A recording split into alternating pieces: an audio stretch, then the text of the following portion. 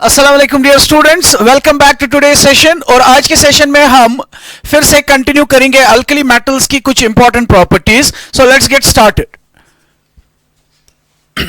सो आज हम बात करेंगे एक और इंपॉर्टेंट प्रॉपर्टी की, that is solubility of alkali metals in liquid ammonia. Solubility of alkali metals in liquid ammonia. In liquid ammonia. In liquid ammonia.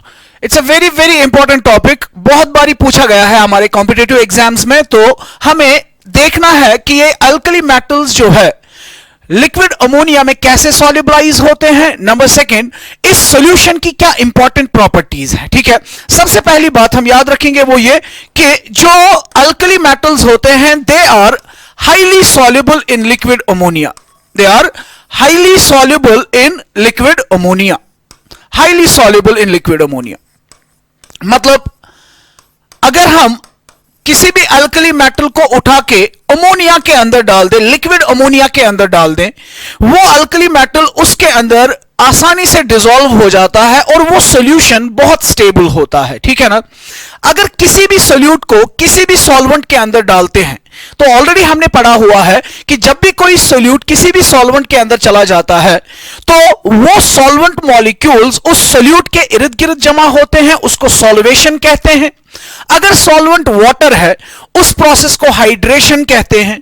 और अगर यहां पे हमने सॉल्वेंट लिया है लिक्विड अमोनिया, तो जब भी हमने मेटल को लिक्विड अमोनिया में डाला, सबसे पहली चीज क्या होगी, अमोनिया मॉलिक्यूल्स उस मेटल के इर्द गिर्द जमा होंगे, सॉल्वेशन होगी, या यहां पे हम इसको अमोनिएशन का नाम भी दे सकते हैं। ठीक है ना।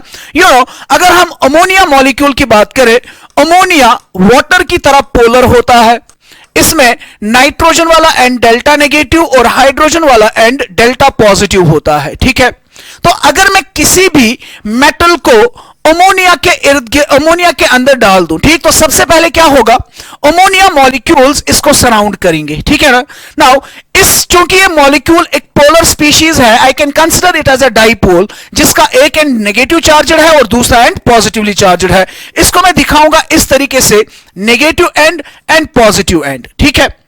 तो अगर मैंने मेटल को किस में डाल दिया, अमोनिया के अंदर डाल दिया, ठीक है, what will happen, ammonia molecules इसके अराउंड आ जाएंगे, इसके अराउंड जमा हो जाएंगे। ठीक है ना, with their dipoles, for example like this, with their dipoles. ठीक।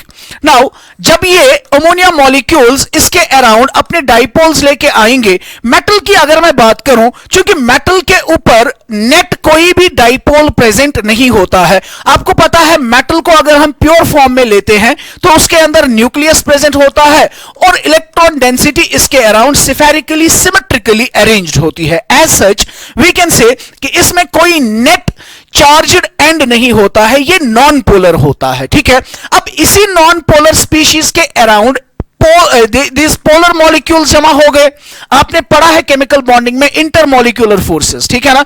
इंटरमॉलिक्यूलर फोर्सेस में आपने एक इंटरमॉलिक्यूलर फोर्स पढ़ा है, डाइपोल इंड्यूस्ड डाइपोल इंटरैक्शन। ठीक है ना।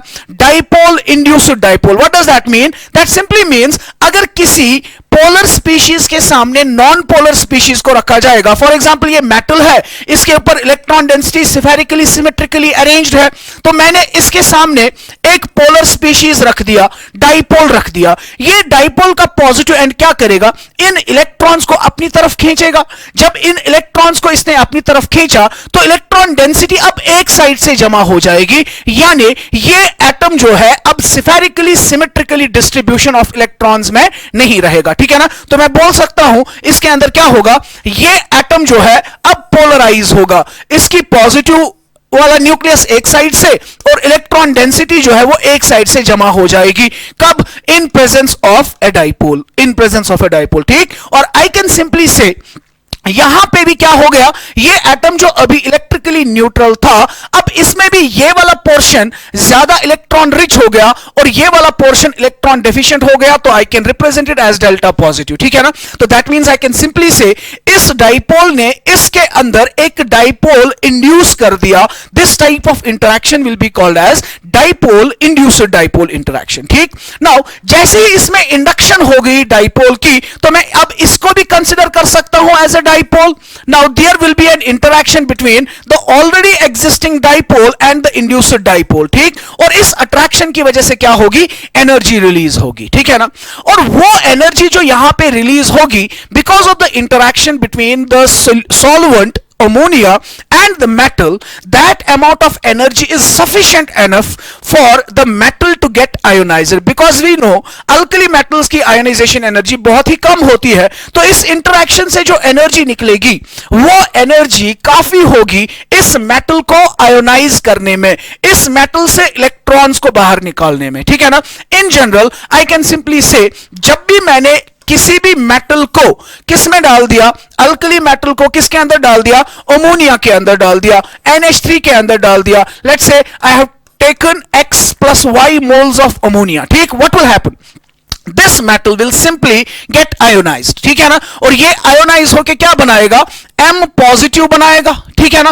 और क्या बनाएगा, और इलेक्ट्रॉन बनाएगा, ठीक। बट जैसे ही M पॉजिटिव बना, अब इस M पॉजिटिव के इर्द गिर्द कौन जमा होंगे, yes, ammonia molecules, they will surround this M positive with its negative end, with its negative end, ठीक है ना। As a result of that ये M पॉजिटिव अब अकेला नहीं रहेगा। जैसे लास्ट लेक्चर में हमने बताया था कि मेटल के अराउंड जब वाटर आ जाता है तो वो एक कॉम्प्लेक्स आयन बनाता है, हाइड्रेटेड आयन बनाता है। यहां पे ये मेटल आयन क्या बनाएगा, अमोनिएटेड मेटल आयन बनाएगा, ठीक है ना। दैट मींस ये M पॉजिटिव के फॉर्म में नहीं रहेगा, बल्कि इस M के इर्द गिर्द बहुत सारे ammonia molecules, let's say X moles of ammonia इसके इर्द गिर्द जमा होंगे and it will result in the formation of a complex cation, ठीक है। Similarly since electrons they are also negatively charged, इस नेगेटिवली चार्ज्ड स्पीशीज के अराउंड भी अमोनिया मॉलिक्यूल्स आएंगे, वो इलेक्ट्रॉन को भी अमोनिएट करेंगे, ठीक है। दैट मींस अमोनिया के इर्द गिर्द भी NH3 मॉलिक्यूल्स आएंगे, let's say Y moles of NH3, and it will also result in the formation of A negatively charged ion, A negatively charged ion, ठीक है ना। बात समझ रहे हैं आप। तो दैट मींस सिंपल वर्ड्स में अगर हम कहें, why are alkali metals highly soluble in liquid ammonia, because alkali metals on when they are put in this liquid ammonia, they ionize into ammoniated cation and ammoniated electron. Because of this thing they are highly soluble in liquid ammonia, ठीक है। तो पहला point, highly soluble in liquid ammonia, reason यही है कि metal को जब भी लिक्विड अमोनिया में डाला जाएगा, लिक्विड अमोनिया में वो आयोनाइज होके अमोनिएटेड मेटल कैटायन और अमोनिएटेड इलेक्ट्रॉन के फॉर्म में रहेगा, वहां पे एनर्जी रिलीज होगी और उसकी वजह से सॉल्यूशन हमारा जो है वो स्टेबलाइज हो जाएगा। क्लियर है बात, ठीक है ना। Now the important thing which is asked in the competitive exams as a statement type question, कि बताइए लिक्विड अमोनिया के बारे में इन प्रॉपर्टीज में से कौन सी प्रॉपर्टी सही है या कौन सी प्रॉपर्टी सही नहीं है, ठीक है। या पूछा जा सकता है कि मैच द फॉलोइंग में, कि यहां से आपको लिक्विड अमोनिया दिया गया होगा और यहां से आपको इसकी प्रॉपर्टीज दी गई होगी, बताइए कि कौन सी प्रॉपर्टी किसके साथ मैच कर रही है, ठीक है ना। बात समझ रहे हैं आप। तो we will be discussing basically the properties of the solution, properties of solution of metal in liquid ammonia, in liquid ammonia, liquid ammonia में जो मेटल का सॉल्यूशन बन गया उसकी क्या क्या प्रॉपर्टीज हैं, ठीक है। सबसे पहली इंपॉर्टेंट प्रॉपर्टी जो हम याद रखेंगे कि जब भी अल्कली मेटल्स लिक्विड अमोनिया में डाले जाते हैं तो उस सॉल्यूशन का कलर जो होता है वो ब्लू होता है, ठीक है।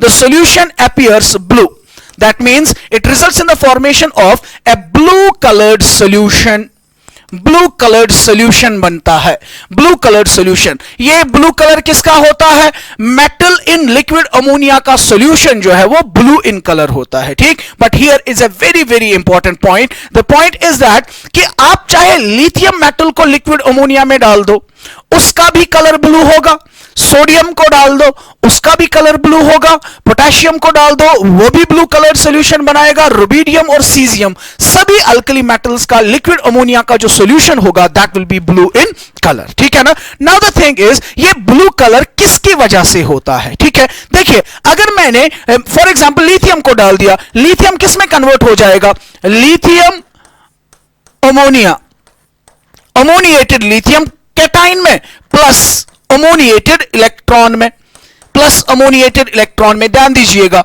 मैंने सोडियम को डाल दिया, वो क्या बनाएगा, अमोनिएटेड सोडियम कैटाइन बनाएगा, अमोनिएटेड सोडियम कैटाइन बनाएगा,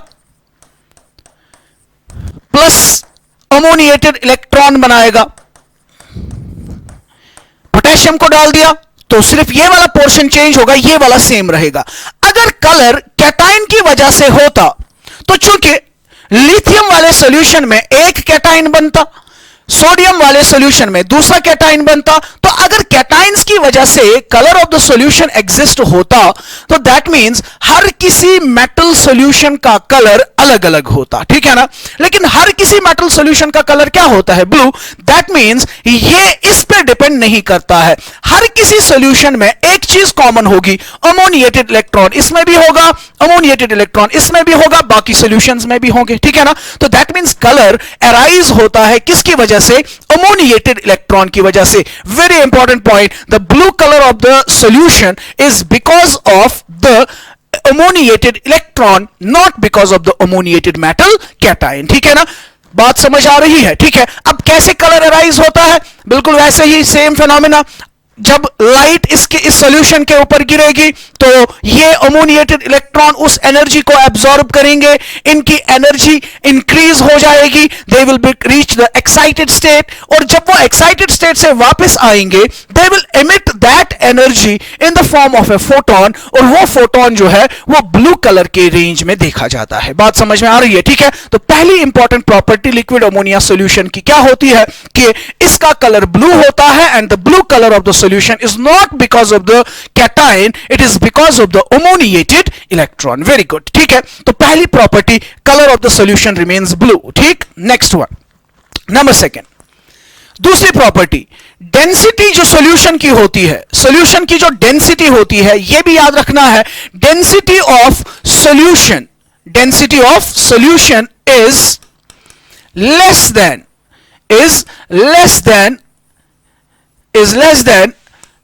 pure liquid ammonia, is less than pure liquid ammonia.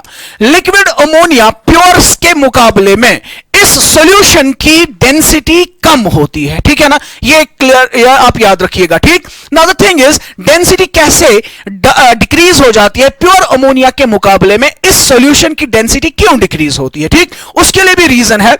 Reason ये है कि अगर मैंने ये इलेक्ट्रॉन लिया, ठीक है ना, जो किस में चला गया, सॉल्यूशन में, अमोनिएटेड इलेक्ट्रॉन, इस इलेक्ट्रॉन के ऊपर होती है ना charge, it is a negatively charged species, ठीक। और ये नेगेटिवली चार्ज्ड स्पीशीज क्या करेगा, इन अमोनिया मॉलिक्यूल्स को अपनी तरफ अट्रैक्ट करेगा, with their which end, yes, with their positive end, यानी हाइड्रोजन वाला एंड। एक और अमोनिया मॉलिक्यूल इसकी तरफ आएगा, एक और अमोनिया मॉलिक्यूल आएगा with its positive end, another ammonia molecule with its positive end, another ammonia molecule with its positive end, ठीक। As a result of that ये अमोनिया मॉलिक्यूल्स अपने आप को इस इलेक्ट्रॉन के अराउंड ऐसे ओरिएंटेट करेंगे such that their positive end faces the negatively charged electron, ठीक ना। Because of this orientation you can see ये अमोनिया मॉलिक्यूल्स जो है इनके अरेंजमेंट की वजह से इस इलेक्ट्रॉन के अराउंड कैविटी जनरेट होती है, ये स्पेस जनरेट होती है, स्पेस जनरेट होती है, कैविटी जनरेट होती है, ठीक है ना। तो अगर कैविटीज जनरेट हुई, कैविटी जनरेट होने का मतलब अमोनिया मॉलिक्यूल्स उतना क्लोजली नहीं होंगे जितना वो प्योर लिक्विड अमोनिया में थे, ठीक है ना। कैविटी अगर बन गई तो कैविटी की वजह से वॉल्यूम बढ़ गया, ठीक है। अब चूंकि वहां पे एक ही इलेक्ट्रॉन तो नहीं होगा, बहुत सारे इलेक्ट्रॉन्स होंगे, तो बहुत सारी कैविटीज बनेगी, बहुत सारी कैविटीज बनने की वजह से क्या होगा, वॉल्यूम जो है वो इस सॉल्यूशन का बढ़ जाएगा। अगर वॉल्यूम बढ़ गया, you know, density is equal to mass by volume. If the volume increases density has to decrease, density has to decrease. बात समझ रहे हैं आप, ठीक है ना। That means Number second important property of this solution is the density of the liquid ammonia solution.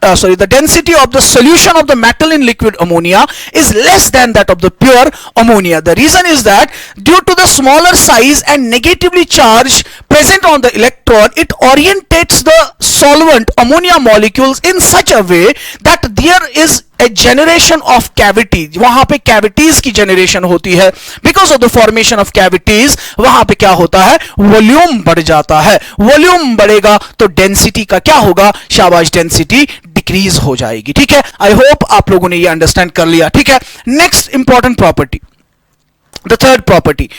पहला हमने क्या बताया, colour of the solution is blue. Number second हमने बताया इसकी डेंसिटी क्या होती है, इसकी डेंसिटी कम होती है. नंबर थर्ड, तीसरा, the solution is paramagnetic in nature. The solution is paramagnetic in nature. Solution is paramagnetic in nature. Paramagnetic in nature. बात समझ रहे हैं आप, ठीक है ना. पैरामैग्नेटिक किसको कहते हैं, जो वीकली अट्रैक्ट होता है एक्सटर्नल मैग्नेटिक फील्ड में. ठीक, पढ़ा है आप लोगों ने, किसी भी सबस्टेंस को पैरामैग्नेटिक होने के लिए उसके अंदर क्या होने चाहिए, अनपेयर्ड इलेक्ट्रॉन्स होने चाहिए. ठीक है, और अभी हमने देखा इस सॉल्यूशन के अंदर बहुत सारे इलेक्ट्रॉन्स ऐसे होंगे जो अलग अलग होंगे, जिनकी अलग से सॉल्वेशन होगी. बहुत सारे अनपेयर्ड इलेक्ट्रॉन्स वहां पे मौजूद होंगे, जिसकी वजह से सॉल्यूशन जो होगा ये पैरामैग्नेटिक इन नेचर होता है. ठीक है, number third. Number fourth property इस सॉल्यूशन की ये है, फोर्थ प्रॉपर्टी इसकी ये है कि it has very high electrical conductivity. High electrical conductivity. High electrical conductivity. इसकी इलेक्ट्रिकल कंडक्टिविटी जो है वो बहुत ज्यादा होती है. शाबाश, इलेक्ट्रिकल कंडक्टिविटी ऑब्वियसली हाई तो होनी ही है. क्यों, क्योंकि इसमें बहुत सारे फ्री इलेक्ट्रॉन्स अवेलेबल है और बहुत सारे कैटाइंस अवेलेबल है. तो अगर इस सॉल्यूशन में हम दो रॉड्स डिप करें, positive and negative, positive rod will attract electrons towards itself, negative rod will attract cations towards itself. There will be a flow of current, so it will have very high electrical conductivity. ठीक है ना.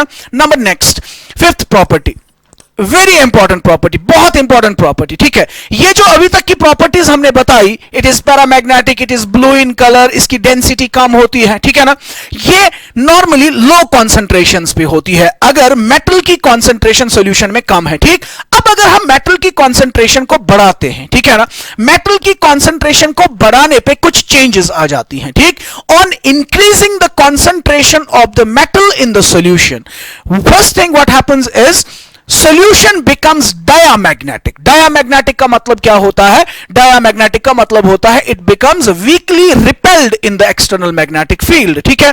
Number second thing is that इस solution का colour जो है वो change हो जाता है from blue to bronze color. Blue से ब्रोंज कलर की तरफ आ जाता है. ठीक है, बहुत ही इंपॉर्टेंट पॉइंट है, याद रखिएगा. On increasing the concentration, on increasing the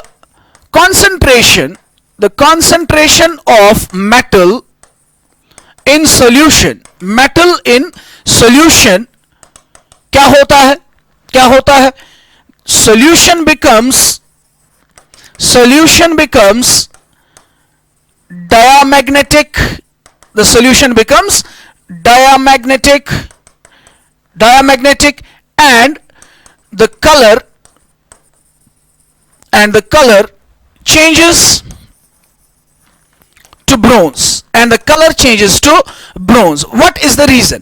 Reason क्या है, कलर चेंज हो रहा है और ये पैरामैग्नेटिक से अब डायमैग्नेटिक बन रहा है. रीजन क्या है, देखिए, लो कॉन्सेंट्रेशंस की अगर हमने बात की तो उसमें मेटल कैटाइंस भी कम होंगे, इलेक्ट्रॉन्स भी कम होंगे. ठीक है, सॉल्वेंट ज्यादा होगा. लो कॉन्सेंट्रेशन का मतलब क्या होता है, सॉल्वेंट ज्यादा है, सोल्यूट का अमाउंट कम है. ठीक, सोल्यूट यानी यहां पे मेटल, और मेटल किस फॉर्म में होगा, मेटल कैटाइन और अमोनिएटेड इलेक्ट्रॉन के फॉर्म में. तो मेटल कैटाइंस और अमोनिएटेड इलेक्ट्रॉन काफी कम होंगे, वो बहुत फ्रीली मूव कर सकते हैं इधर उधर, क्योंकि सॉल्वेंट बहुत ज्यादा है, ठीक है ना। लेकिन जैसे जैसे हम मेटल की कॉन्सेंट्रेशन बढ़ाएंगे तो कैटाइंस का भी नंबर बढ़ेगा, अमोनिएटेड इलेक्ट्रॉन्स का भी जाहिर से नंबर बढ़ेगा, जाहिर सी बात है नंबर बढ़ेगा, बात समझ रहे हैं आप, ठीक है ना। जैसे जैसे नंबर बढ़ता है, अब ये इलेक्ट्रॉन्स जो है ये आपस में मर्ज होते हैं, ठीक है ना। अमोनिएटेड इलेक्ट्रॉन्स आपस में मर्ज हो जाते हैं, ठीक है ना। इसी तरीके से अमोनिएटेड मेटल कैटाइंस भी आपस में मर्ज होते हैं, ठीक। अगर एक फ्री इलेक्ट्रॉन दूसरे फ्री इलेक्ट्रॉन के साथ मर्ज हो गया, ठीक है ना, तो इनकी स्पिन्स जो होती हैं वो एक दूसरे के ऑपोजिट चली जाती हैं, तो ये एक दूसरे का मैग्नेटिक फील्ड जो है उसको कैंसिल कर देते हैं। नेट मैग्नेटिक फील्ड 0 के बराबर होता है और वो डायामैग्नेटिक इन नेचर होते हैं। जैसे आपने पढ़ा होगा एटॉमिक स्ट्रक्चर में भी कि अगर एक ऑर्बिटल में एक अनपेयर्ड इलेक्ट्रॉन है तो लेट्स से इसका मैग्नेटिक मोमेंट ऐसे होगा, there will be net magnetic moment, it will be paramagnetic in nature. लेकिन अगर इसी के अंदर मैंने एक और इलेक्ट्रॉन रख दिया विद अपोजिट स्पिन, इसका मैग्नेटिक फील्ड लेट्स से इस डायरेक्शन में होगा, ये एक दूसरे को कैंसिल करेंगे, नेट मैग्नेटिक फील्ड इनका 0 होगा, दे विल बिकम डायामैग्नेटिक, ठीक। सेम थिंग हैपेंस हियर कि अमोनिएटेड इलेक्ट्रॉन्स जो थे लेट्स से NH3X, ठीक, दूसरे अमोनिएटेड इलेक्ट्रॉन के साथ मर्ज हो गया, दूसरे अमोनिएटेड इलेक्ट्रॉन के साथ मर्ज हो गया, ठीक है ना। जब ये इन्होंने मर्ज किया they will result in the formation of E2NH3X plus Y 2-, ठीक। जब इन्होंने मर्जर किया तो इनकी स्पिन्स अपोजिट हो जाएंगी, जिसकी वजह से इनका मैग्नेटिक फील्ड कैंसिल आउट हो जाएगा and the solution will now become diamagnetic. मगर ये सब कब होगा? ये सब तब पॉसिबल है जब इलेक्ट्रॉन्स काफी ज्यादा होंगे। इलेक्ट्रॉन्स काफी ज्यादा कब होंगे? जब मेटल की कॉन्सेंट्रेशन काफी ज्यादा होगी, ठीक है। Number second thing is that इसका कलर भी अब ब्लू नहीं रहता है, ठीक है ना। पहला रीजन तो ये है कि इलेक्ट्रॉन के होने की वजह से कलर क्या होता था? ब्लू होता था, ठीक। एट द सेम टाइम क्या होगा? ये जो कैटाइंस है, मेटल कैटाइंस जो है, at very high concentration these metal cations they will now come very close together, ठीक है ना।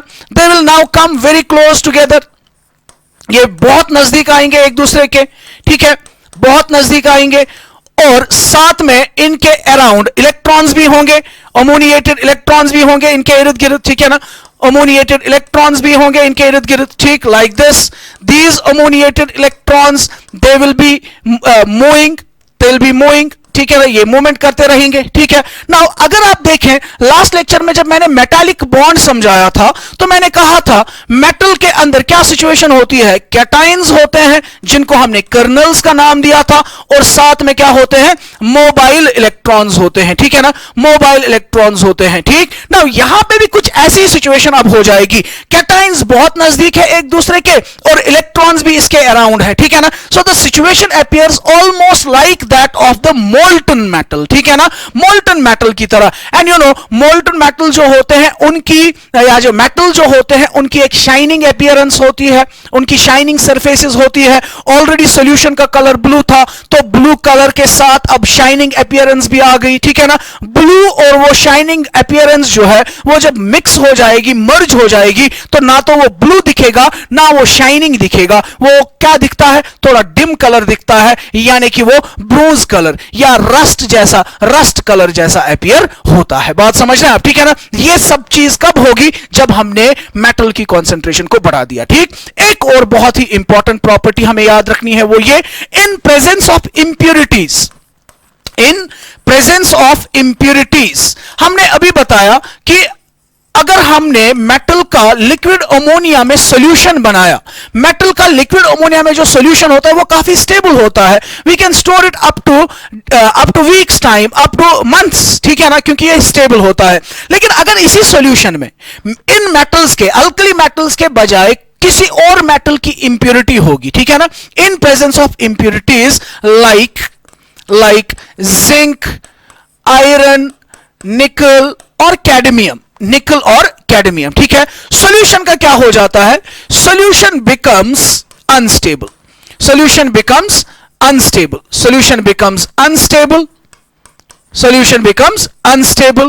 ठीक, loses its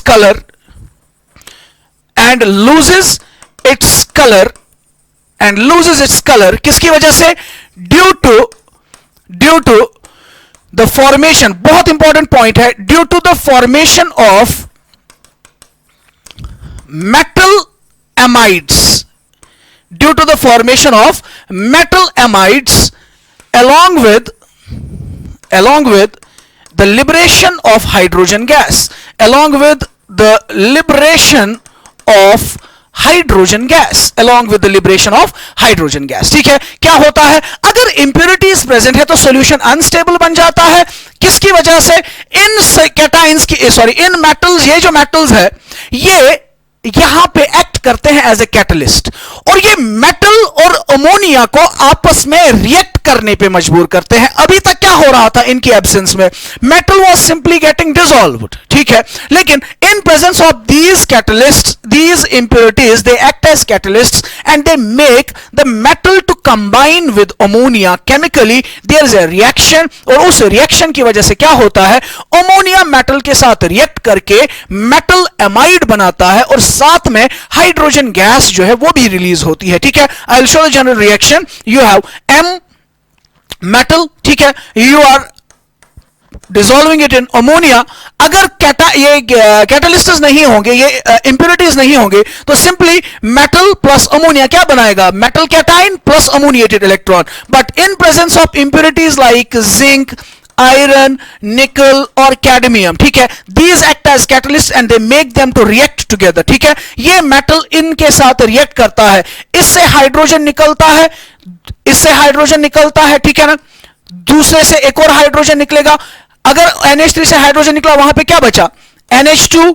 ये मेटल इस NH2 के साथ कंबाइन होके MnH2 बनाता है. इसको हम नाम देते हैं मेटल एमाइड. मेटल एमाइड, ठीक है, मेटल एमाइड. तो NH3 से एक हाइड्रोजन निकला, NH2 बचा, दूसरे से एक और हाइड्रोजन निकलेगा, वो आपस में कंबाइन होके क्या बनाएंगे? हाइड्रोजन गैस बनाएंगे. ठीक है, so this happens when there is an impurity of metals like zinc, cadmium, nickel or iron etc. ठीक है ना, it makes it unstable and it results in the formation of metal amides. ठीक है, along with the liberation of hydrogen gas. ठीक, so these were some important properties of the solution of alkali metals in liquid ammonia. Competitive exams के लिए काफी ज्यादा important है, question पूछा जाता है इनकी प्रॉपर्टीज के रिलेटेड. ठीक है, आई होप आप लोगों ने ये सारी चीजें अंडरस्टैंड कर ली होगी. ठीक, नाउ अब हम मूव करते हैं नेक्स्ट पार्ट की तरफ, that is the chemical properties of alkali metals. ठीक, so let's get started with the chemical properties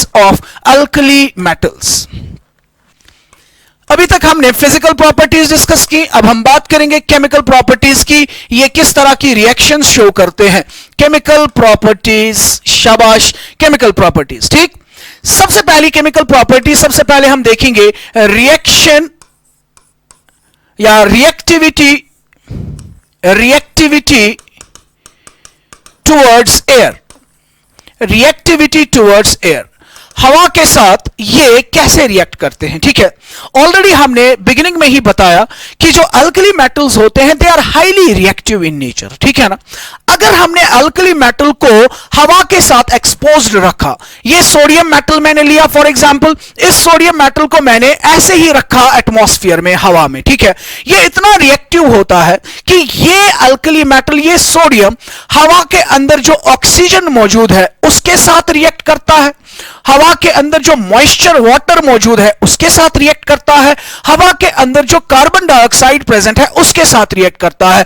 as a result of that इसकी सरफेस जो है वो बहुत तेजी के साथ खराब हो जाती है, इसकी टार्निशिंग हो जाती है. ठीक है ना, सो सिंपल टर्म्स में हम कहेंगे alkali metals being very reactive react with, किसके साथ रिएक्ट करते हैं? They react with atmosphere or they react with air. ठीक है ना, they react with oxygen from the air, और ऑक्सीजन के साथ जब मेटल्स रिएक्ट करेंगे तो क्या बनेगा? ऑक्साइड्स. सिर्फ इतना ही नहीं, वो ऑक्साइड्स बाद में मॉइस्चर के साथ रिएक्ट करके क्या बनाते हैं? हाइड्रोक्साइड्स. और वो हाइड्रोक्साइड्स जो है कार्बन डाइऑक्साइड के साथ रिएक्ट करके कार्बोनेट्स में तब्दील हो जाते हैं. यानी आपके मेटल की जो ऊपर वाली सरफेस है वो बिल्कुल कम समय में खराब हो जाती है, टार्निशिंग हो जाती है. ठीक है ना, क्लियर है बात? इसीलिए हमने, अगर आप केमिस्ट्री लैब्स में देखोगे, you will never see sodium metal exposed to the air. हम इन अल्कली मेटल्स को इसीलिए मॉइस्चर से छुपा के रखते हैं। किस में रखते हैं? केरोसिन के अंदर रखते हैं। Important point, alkali metals are stored in kerosene. क्यों? क्योंकि अगर हमने इनको एयर में रखा, दे विल गेट टार्निश्ड, वो खराब हो जाएंगे। केरोसिन के अंदर जब रखेंगे, केरोसिन उसके ऊपर जब रहेगा तो उसको एटमॉस्फेयर के साथ कांटेक्ट में आने नहीं देगा और केरोसिन उसके साथ रिएक्ट भी नहीं करेगा, ठीक है ना। लेकिन एक इंपॉर्टेंट पॉइंट यहां पे भी याद रखना है, वो ये कि इनमें से सिर्फ लिथियम एक ऐसा मेटल है, लिथियम मेटल ऐसा है जिसको केरोसिन के अंदर भी स्टोर नहीं किया जाता है। इसको पैराफिन वैक्स के अंदर स्टोर किया जाता है। It is stored in paraffin wax, ठीक, it is stored in paraffin wax. बाकी जो है rest of the alkali metal जो है, they are stored under kerosene. Now the thing is, what is the reason? Lithium को kerosene में क्यों नहीं रखा जाता है? रीजन बिल्कुल सिंपल है। अगर आपको याद होगा, लास्ट लेक्चर में हमने इनकी डेंसिटीज के बारे में बात की थी और हमने बताया था इनकी डेंसिटीज काफी कम होती हैं, ठीक है ना। डेंसिटीज कम होती हैं और डाउन द ग्रुप डेंसिटी का क्या होता है? Density increases because the mass all increases, because the mass increases. तो सबसे कम डेंसिटी हमने किसकी देखी थी? लिथियम की।